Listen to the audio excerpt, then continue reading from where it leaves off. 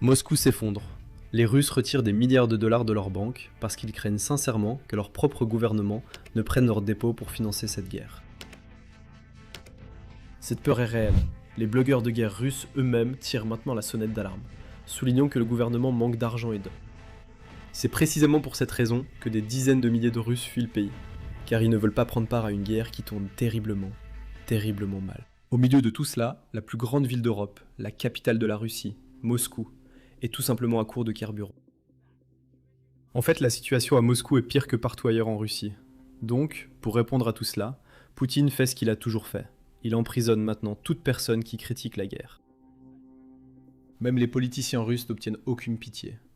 Si vous vous opposez à son opération militaire spéciale, vous allez directement au goulag. Alors entrons dans tout cela et plus encore, en commençant bien sûr par le chaos dans les rues de Moscou, car ce chaos pourrait se terminer par une panique bancaire, une véritable crise bancaire dans l'un des plus grands pays du monde. Et nous parlerons de la crise, mais d'abord, regardez à quoi ressemblent les rues de Moscou en ce moment. Les gens attendent pendant des heures et des heures, parfois des dizaines d'heures, juste pour avoir de l'essence, et la situation devient tendue. Merde, la station-service noire, les gens se battent déjà, putain. Oh putain. Oh, c'est vraiment chaud, putain. Oh. Un contre un, en gros.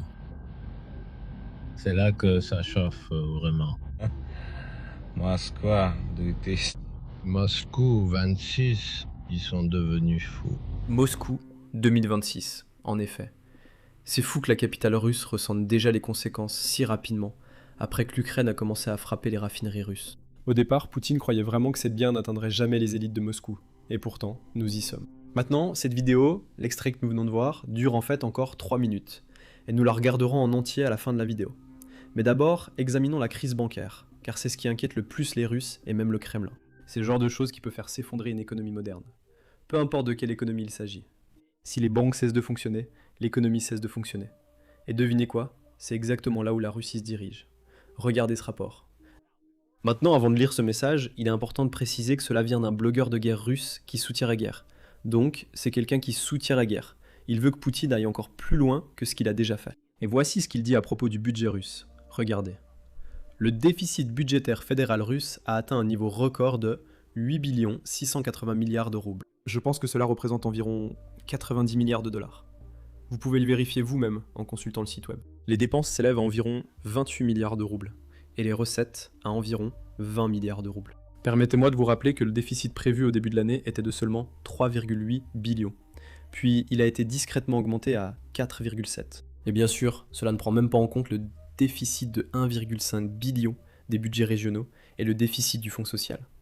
Par conséquent, si rien n'est fait, les recettes du Trésor se tariront en novembre 2026. Pour sauver des finances publiques de l'effondrement, nous devrons prendre des décisions extrêmement difficiles et impopulaires. Nous pouvons imprimer 8000 milliards de roubles, dévaluer la monnaie afin de renflouer le Trésor avec des revenus nominaux. Maintenant, c'est la partie effrayante, où nous pouvons convertir de force une partie des dépôts bancaires des citoyens en obligations d'État. En termes simples, le gouvernement russe pourrait piller ses propres banques et s'emparer des économies de ses propres citoyens pour continuer à financer cette opération militaire spéciale. Je suppose que c'est vraiment devenu une opération économique spéciale. Maintenant, je sais ce que certains d'entre vous se demandent. Sam, quelles sont les vraies chances que Poutine fasse réellement quelque chose d'aussi stupide? Parce que je pense que nous sommes tous d'accord pour dire que cela tuerait pratiquement l'économie russe. Et je ne parle pas seulement des investisseurs étrangers qui s'enfuient, je parle même du public russe lui-même, qui perdrait le peu de confiance qui lui reste dans l'économie. Et soyons honnêtes, je ne connais pas la bonne réponse. Je ne sais pas quelle est la probabilité que Poutine fasse cela. Mais tu sais ce qui est encore plus important que la bonne réponse? Ce que les Russes croient. Et si on regarde simplement les données publiées par la Banque centrale russe, on dirait que les Russes s'inquiètent vraiment que Poutine s'empare de leurs dépôts. Et c'est ça qui est important. Regardez ce rapport. Les Russes retirent des milliards de dollars de leurs banques chaque mois, par crainte que Poutine ne saisisse leurs dépôts. Et les montants qu'ils retirent battent des records presque chaque mois. Rien que ce mois-ci, les Russes ont déjà retiré 300 milliards de roubles. Cela représente environ 2,5 milliards de dollars. Le mois précédent, donc en juillet, ils ont retiré environ 7 milliards de dollars. Et puis le mois d'avant, en juin, ils ont retiré encore 5 milliards de dollars. Chaque mois, le chiffre ne cesse d'augmenter. Bien sûr, tout le monde ne retire pas son argent parce qu'ils ont peur que Poutine le vole. Ils ont différentes raisons. Mais au final, le résultat est le même. Certaines personnes retirent leur argent parce qu'elles sont vraiment inquiètes à propos de Poutine. D'autres personnes retirent leur argent à cause des frappes de drones ukrainiens sur les entrepôts. Ils pensent que si Wall Valbury s'effondre, une entreprise d'une telle taille, cela provoquerait un effondrement bancaire, donc une crise bancaire. Et c'est pourquoi ils ne veulent pas être ceux qui se retrouvent avec leur argent à la banque pendant que la banque s'effondre. Donc ils retirent leur argent, ce qui crée un dilemme intéressant pour les banques russes parce que, disons qu'il n'y a pas de crise bancaire, d'accord? Mais si les gens croient qu'il y a une crise bancaire, ils vont continuer à retirer leur argent. Et cela, à son tour, crée une crise bancaire, parce que le système bancaire moderne, ces banques, ne conservent pas la totalité de l'argent qu'elles reçoivent en dépôt. Elles prêtent, disons, 50%, 70%, 80%. Cela dépend de ce qu'est le taux de réserve obligatoire en Russie. Donc même s'il n'y a pas de crise, maintenant que tant de gens retirent leur argent, eh bien cela va créer une crise. Cela devient en quelque sorte une prophétie autoréalisatrice. Et devinez quoi? Si cela continue, nous pourrions le voir se produire cette année. En 2026, déjà, les Russes ont retiré plus de 2,5 billions de roubles. Et voici la partie la plus intéressante. C'est en fait plus d'argent que ce que les Russes ont retiré lors des premières semaines de la guerre en 2022.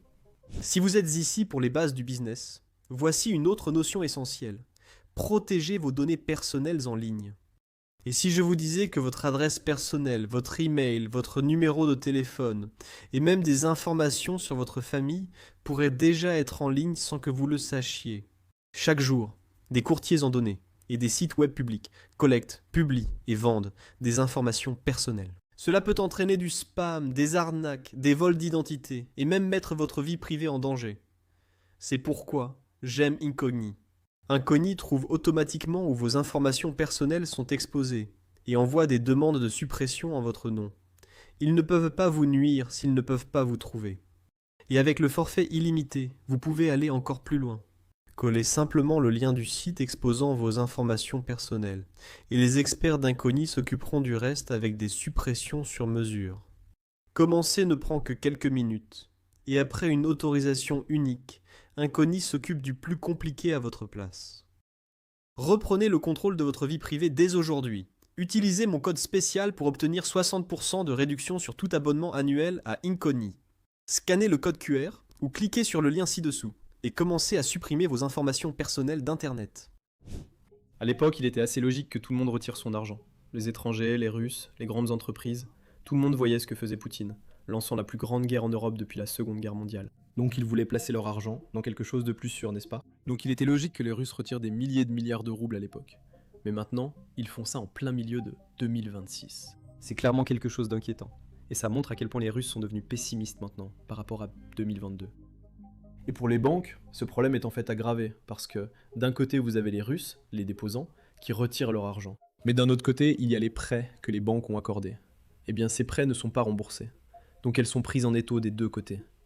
Regardez ce que je veux dire. La banque du secteur de la défense de Poutine a déclaré des pertes de plusieurs milliards de dollars en raison de défauts de paiement sur les prêts. En fait, c'est l'une des plus grandes banques de Russie. Je crois qu'elle fait partie des 5 plus grandes banques du pays. Et elle appartient à l'État. Donc, Poutine disait en gros à cette banque d'aider toutes les entreprises de défense qui avaient besoin d'argent pour s'agrandir, afin qu'elles puissent continuer à approvisionner l'armée russe qui combat en Ukraine. Mais quand vous pouvez pas vraiment accorder un prêt, Poutine vous dit de accorder des prêts. Il y a plus de chances que les entreprises fassent faillite et que vous ne récupériez pas vos prêts. Eh bien, c'est exactement ce qui se passe. Voici un rapport que nous venons de recevoir. Mais apparemment, le Kremlin était déjà au courant de cela, parce que selon ce rapport, le Kremlin, depuis le début de cette année, le Kremlin a, vous savez, discrètement injecté de l'argent dans cette banque pour s'assurer qu'elle reste à flot, alors même que les prêts ne sont pas remboursés. Et c'est important aussi, parce que comme nous l'avons vu au début, la Russie elle-même, le budget du gouvernement, n'est pas très stable. Et maintenant, Poutine est obligé de renflouer des banques en train de faire faillite à cause de sa politique. Maintenant, voici quelque chose que vous aurez peut-être du mal à croire. Une partie de cet argent que Poutine dépense est en fait utilisée pour vous cibler. La Russie dépense en réalité des milliards de dollars pour diffuser de la propagande destinée au public occidental. En fait, il existe un terme appelé les brigades du web russe. C'est essentiellement un surnom donné aux bots russes, aux bots du Kremlin, à tous ces faucons pro-russes que vous voyez en ligne, que ce soit sur Twitter ou ici sur YouTube. Et ces bots prétendent être des personnes vivant en Occident, tout en défendant chacune des actions menées par Poutine. Le but de cette brigade est de vous convaincre que la Russie est en train de gagner, et qu'il ne vaut pas la peine d'aider l'Ukraine, parce que c'est une bataille perdue d'avance. Voilà exactement pourquoi nous faisons ce que nous faisons, parce que nous voulons contrer la propagande russe. Malheureusement, nous n'avons pas des milliards de dollars, mais nous vous avons à nos côtés. Alors si vous pouvez prendre une seconde pour nous aider en cliquant sur le bouton s'abonner ci-dessous, et peut-être même en partageant cette vidéo partout où vous le pouvez, sur n'importe quelle plateforme que vous utilisez, parce que nous ne pouvons pas riposter contre la brigade russe, mais vous pouvez nous aider à avoir un petit impact. Maintenant, parlons des entreprises russes, car il n'y a pas que les banques russes qui souffrent, même les entreprises russes sont touchées. Regardez cette vidéo que certains habitants russes ont partagée récemment. Je veux partager ici cette triste vidéo. Je me promène à Adler sur la rue principale et tout est fermé. Il y avait un café juste ici. L'espace est alloué. Un endroit est fermé. Ici, il y a un local à louer. Ici, il est écrit « Fermeture du magasin ». Cette herboristerie est fermée aussi. On continue. Voici notre ancien magasin. Fermé aussi. Je n'ai tout simplement pas de mots. Ça fait tellement mal. C'est vraiment dommage. Je sais que celui-ci est disponible aussi. J'ai littéralement passé devant 3 bâtiments. Voici un endroit à louer. Et une fille travaillait là-bas. Ce café n'est pas ouvert. Ceux-ci ont fermé, mon Dieu. Alors, devine quelle est la solution de Poutine à tout ça? Eh bien apparemment, il donne des armes au personnel bancaire. Et je ne plaisante pas à ce sujet. Regardez ce reportage. Moscou arme le personnel des banques pour abattre des drones. Mais beaucoup de Russes pensent que la véritable motivation est tout autre. Officiellement, il s'agit de la défense contre les drones. Officieusement, les gens soupçonnent qu'il s'agit d'empêcher des citoyens de prendre d'assaut les banques si l'économie se détériore davantage. Avec les pénuries de carburant, la hausse des prix, les longues files d'attente, le risque de retrait massif, de pénurie de liquidités, de troubles locaux et de tentatives désespérées d'accéder à l'épargne augmentent. Dans ce scénario, la menace, c'est la population. Malheureusement, la Russie met déjà en place des politiques, officielles ou non, pour s'assurer que les gens ne puissent pas retirer l'argent liquide qui leur appartient. Vous savez, même à la banque, l'argent liquide appartient aux déposants, mais malheureusement, ce n'est pas toujours le cas en Russie. Regardez ce passage où une femme explique qu'elle n'arrive pas à retirer son argent et à fermer son compte à la banque parce qu'apparemment, c'est illégal. Des records dans les banques. L'argent quitte les banques à un rythme record. Qui sait où cet argent finit par aller ensuite? Personne ne sait à quoi il sert. Qu'est-ce qui est payé avec cet argent? Je crois que, en des temps aussi difficiles, c'est tout simplement inacceptable. Aujourd'hui, la banque VTB. La banque VTB a bloqué mon compte et ma carte lorsque j'ai voulu clôturer un compte d'épargne. Ça c'est... À la banque. Ceci. Ça semble tellement absurde que je n'ai même pas les mots. Quoi? Je n'ai même pas les mots. Je n'essayais pas de retirer de l'argent. Je n'ai rien transféré, nulle part, à personne. Je me suis juste connectée à la banque en ligne et je voulais fermer un compte d'épargne que j'ai ouvert il y a 3 mois. Et eux m'ont écrit. C'est une transaction suspecte. Nous avons bloqué votre compte. Nous avons bloqué votre carte. Pour le débloquer, veuillez contacter une agence bancaire. Tu te fous de moi ou quoi? Vous vous plaignez? C'est ça? Je fais juste... J'étais juste complètement stupéfaite. En plus de ça, nous avons maintenant le ministère de l'Intérieur en Russie qui conseille officiellement aux Russes de limiter leur retrait d'argent liquide et d'éviter de transférer de l'argent la nuit parce que, vous savez, c'est dangereux. Quelqu'un pourrait vous voler votre argent, comme en Russie dans les années 1990. Et en parlant des années 90, en fait la crise énergétique ou la pénurie de carburant en Russie a atteint un tel point que les pompes à essence sont devenues dangereuses. Les gens racontent maintenant à Moscou que si tu veux de l'essence à une station-service, il faut venir avec une arme. Voilà à quel point la situation est devenue folle. Et on va parler de cette histoire dans un instant. Mais d'abord, laisse-moi te montrer à quel point la situation s'est dégradée dans la capitale russe ces derniers jours. C'est difficile à croire à quelle vitesse tout s'effondre. Regarde. Comme tu peux le voir sur l'image à l'écran, cette image montre en gros le pourcentage de stations-service russes qui ont encore de l'essence. Tu sais, c'est tout leur boulot, c'est pour ça qu'on les appelle des stations-service. Maintenant, la ligne rouge représente la région de Moscou, ce qui peut prêter à confusion. La ligne bleue, c'est la ville de Moscou, la capitale. Et la ligne orange, c'est la Russie dans son ensemble. Fais attention au mois d'août, surtout aux dates récentes. Rien que la semaine dernière, Moscou est passé de la moitié de ses stations-service avec du carburant à moins de 20% de ses stations-service qui en ont. C'est la capitale, la plus grande ville d'Europe. Et une station-service sur 5 a du carburant, peut-être même moins que ça. Et la situation est en fait pire que dans toute la Russie réunie. Et bien sûr, même par rapport à la région de Moscou, la situation est en réalité pire dans la capitale. C'est difficile à croire. Cela signifie que si tu veux du carburant en Russie, c'est désormais devenu une opération militaire spéciale de 3 jours. Et je ne plaisante pas à ce sujet. Et je ne plaisante vraiment pas, même si ça ressemble à une blague. Ici, tu peux voir à quoi ça ressemble. Des files et des files de voitures, qui attendent simplement leur tour à la pompe. Parfois il faut des heures pour arriver devant, parfois des dizaines d'heures, comme 10, 11, 12 heures. Donc la moitié de la journée est perdue juste pour faire le plein d'un réservoir. Maintenant, dans certaines situations rares, tu arrives en tête de la file et il n'y a plus d'essence. Je serais vraiment énervé si ça m'arrivait. Mais écoute bien, c'est effectivement arrivé à quelqu'un. Dis-moi s'il te plaît, est-ce que cette file est ici? C'est les 4? C'est bien les 4? On ferme maintenant. On a presque plus de carburant. C'est fini. On s'arrête à 2. On ouvrira au mieux à 5. S'il livre, si le camion citerne arrive. Donc, il n'y a pas d'essence en ce moment. Ça ne sert à rien de faire la queue. Tu n'arriveras pas à temps, et eux non plus. Et tu fais juste le tour pour prévenir tout le monde, hein? Oui, j'ai de la peine pour les gens. Mais qu'est-ce que tu veux faire? Eh bien, je ne suis pas allé plus loin. C'est tout. Je ne suis pas suicidaire. D'accord, juste dans le coin, autour du quartier. D'accord, merci de vous inquiéter pour moi. Bonne journée. Très bien, ça marche. Nous fermons à 2 heures. Et au mieux, nous attendons une livraison pour 5 heures. Est-ce que vous savez quand toute cette crise va se terminer? Vous avez des informations privilégiées? Une sorte d'information explosive. Les prévisions sont vraiment mauvaises jusqu'à présent. On va clairement continuer à vivre comme ça. Ils n'ont pas le temps de faire quoi que ce soit. D'accord, merci de rester positif. Au revoir. Non. Mais il y a une solution ici. Et cela nous amène à l'histoire du pistolet, que je vous promets depuis tout à l'heure. Un blogueur russe vient d'expliquer une petite méthode unique pour mettre de l'essence dans un bidon si vous êtes russe. Regardez, Poutine est vraiment en train de reconstruire l'Union soviétique. Hier, j'ai rempli un bidon avec 30 litres d'essence. J'ai besoin de l'essence pour un générateur, et toutes mes voitures sont au diesel. Donc, vider le réservoir n'était pas une option. Je n'avais pas le choix. Soit je remplissais le bidon, soit j'amenais le générateur lui-même à la station-service. Je m'attendais au bruit strident, alors je n'ai même pas pris la peine de sortir le bidon à l'avance.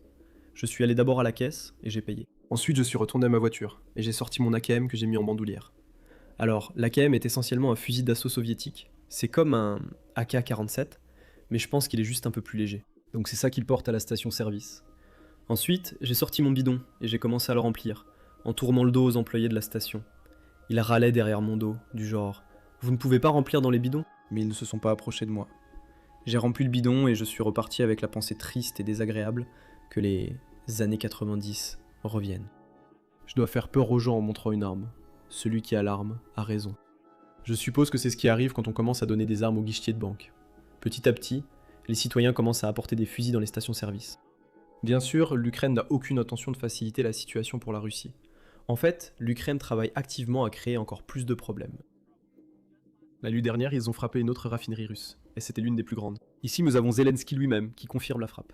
La déclaration indique que les frappes en profondeur de l'Ukraine ont touché une raffinerie de pétrole à plus de 1600 km, soit environ 1000 miles de la frontière ukrainienne. C'était l'une des plus grandes raffineries de pétrole en Russie, et devine quoi?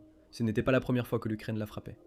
La Russie a probablement pensé qu'étant donné la distance, la raffinerie était peut-être en sécurité. Mais l'Ukraine a frappé cette raffinerie en avril, puis en mai, puis elle a fait une pause en juin, est revenue en juillet, et maintenant en août. C'est une partie importante de la stratégie ukrainienne. Même si la Russie effectue des réparations sur la raffinerie, l'Ukraine revient simplement et la détruit à nouveau.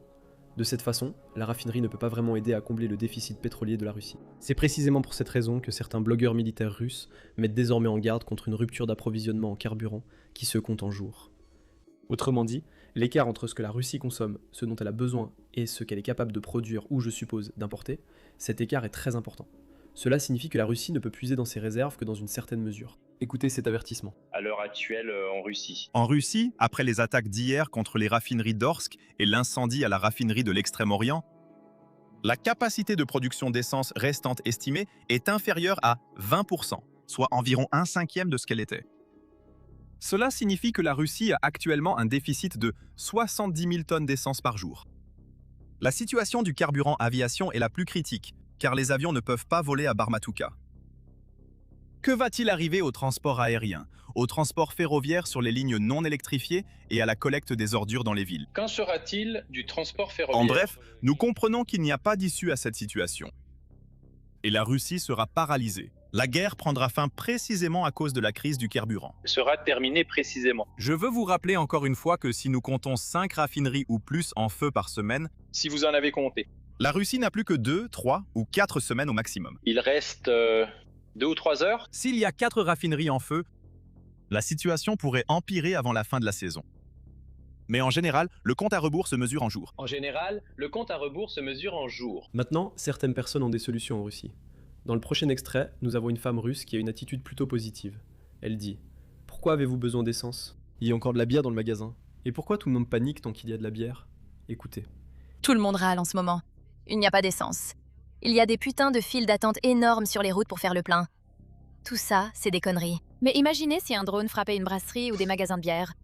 Là, ce serait vraiment la merde. Une usine ou un magasin. Il y aurait des files partout. Alors soyez... On s'en fout de l'essence. L'essentiel, c'est que la bière soit en sécurité. Maintenant, malheureusement pour le petit Vladimir, l'Ukraine a en fait des plans pour aggraver encore cette situation. Nous visons spécifiquement les élites russes et les oligarques russes. Nous savons maintenant, grâce à un rapport qui a fuité, que l'Ukraine avait un plan secret pour fermer les aéroports de Moscou, fermer son ciel. Non, pas le ciel. Comment on dit espace aérien? Le plan a fuité seulement hier, et même s'il est en pause maintenant, il n'est pas complètement annulé. Regardez donc ce que cela signifie. Selon ce rapport, au début de l'année, des responsables ont présenté à Zelensky un plan qui proposait d'élargir les frappes en Russie. Le plan proposait d'attaquer les aéroports de Moscou avec des essaims de drones bon marché, guidés par l'IA. Il prévoyait de lancer jusqu'à 1000 drones par nuit, pour submerger les défenses aériennes russes. L'objectif était de fermer définitivement le ciel de Moscou, et de forcer la cessation de tous les vols vers la Russie. Les drones devaient trouver leur cible de manière autonome, grâce à l'IA et à une carte préchargée.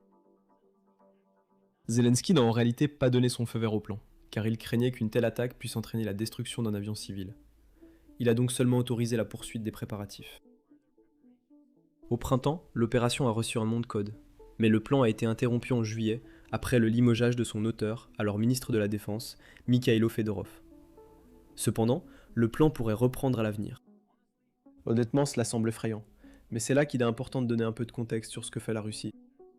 Depuis 2022, donc depuis que Poutine a lancé son opération militaire spéciale de 3 jours, les vols vers l'Ukraine ont été complètement interrompus. Donc, peu importe qui vous êtes, que vous soyez une personne ordinaire ou le président des États-Unis, tout le monde doit prendre l'avion pour la Pologne, puis prendre un train qui vous emmène jusqu'à la capitale ukrainienne. Ce trajet en train dure environ 10 heures. C'est ainsi que les Ukrainiens vivent depuis 2022.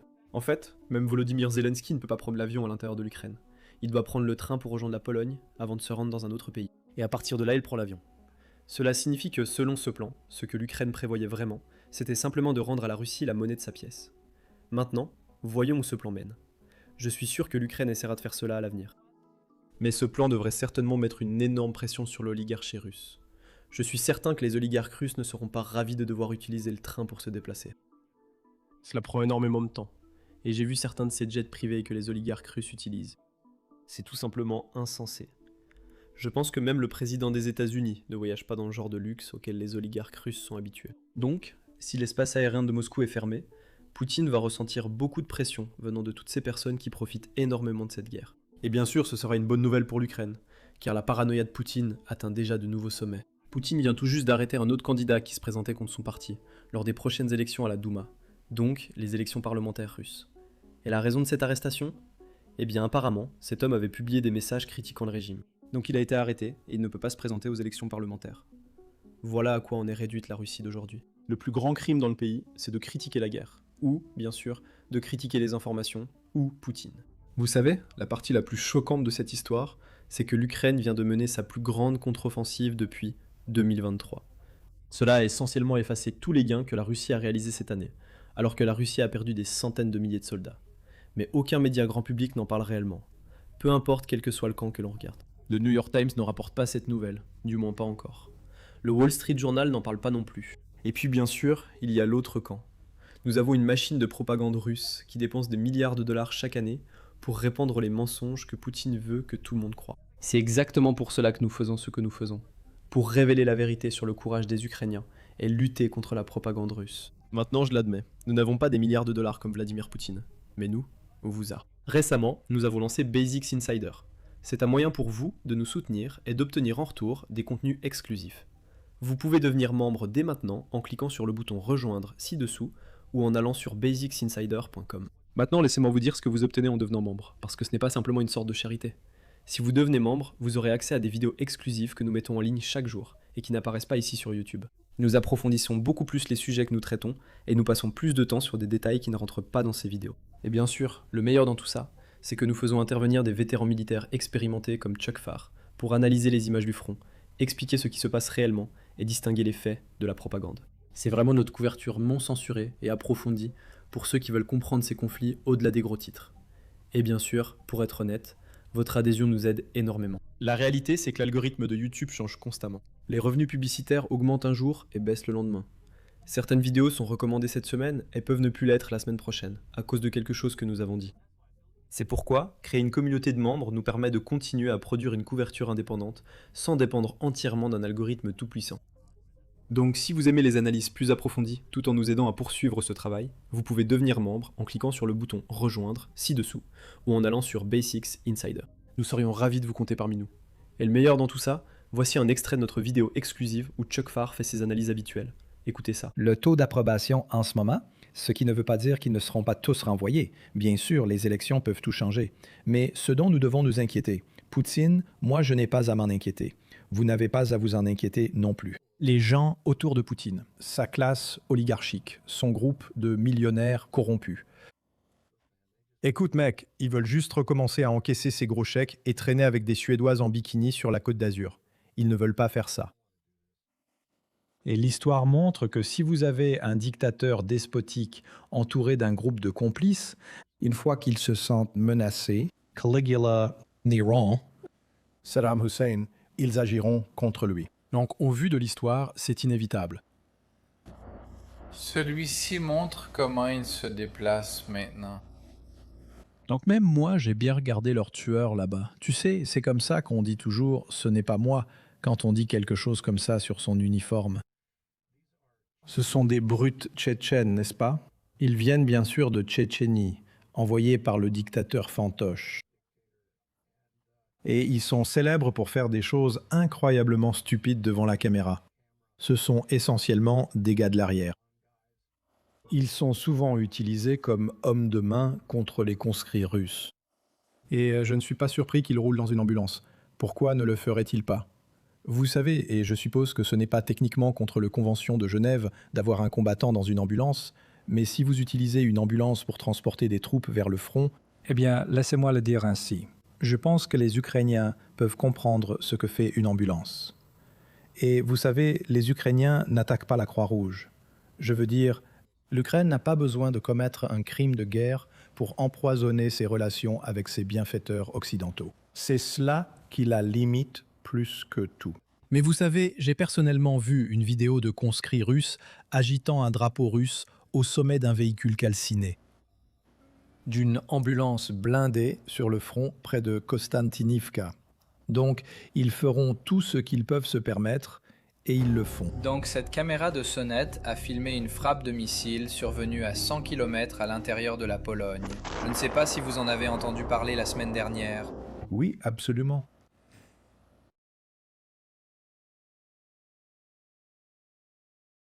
Oui, je regarde ces choses-là et ils mettent le genre, vous savez, du rock psychédélique ukrainien dessus, alors que moi je suis death metal. Et je me dis juste, hé, je pourrais m'en passer. Ouais, donc on a évidemment un champ là-bas dans l'est de la Pologne, un paysage vallonné, juste comme ça. Je dirais que c'est probablement dans le coin sud-est de la Pologne. D'accord, donc voilà le cratère juste là. Et ça fait partie d'une campagne de guerre hybride menée par la Russie. Il y a donc plusieurs façons de voir cela. Premièrement, il y a plusieurs choses que l'on peut dire et interpréter, ce qui est toujours nécessaire dans la guerre hybride. Donc, un missile de croisière russe s'est égaré ou est délibérément entré dans l'espace aérien polonais. D'accord, cherchons un fait. S'est-il égaré? Est-il entré délibérément? Eh bien, je ne sais pas.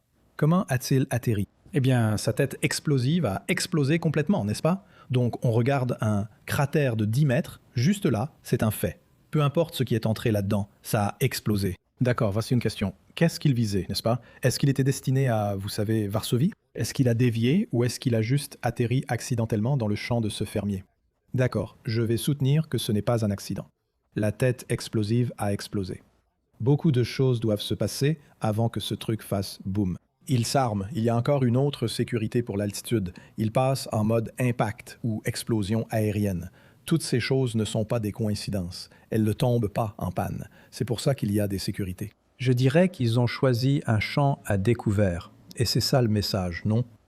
On a frappé le champ de ce fermier. On peut frapper ce qu'on veut dans votre pays. Nous sommes la Russie, vous êtes la Pologne. Pour moi, le moyen est le message, non? Ils n'ont pas largué de tracts, n'est-ce pas? Ils n'ont pas envoyé un drone de reconnaissance en polystyrène, tu sais. Ils ont envoyé un missile de croisière KH-101 Adam. On va voir ça cet été, à l'automne et en hiver. Les opérations hybrides russes vont continuer. Et cela va inclure du sabotage, des assassinats. Vous allez voir des incidents en Pologne. Tout à coup, des voyous polonais commencent à tabasser des personnes parlant ukrainien dans les rues, n'est-ce pas? Ces types sont recrutés sur TikTok.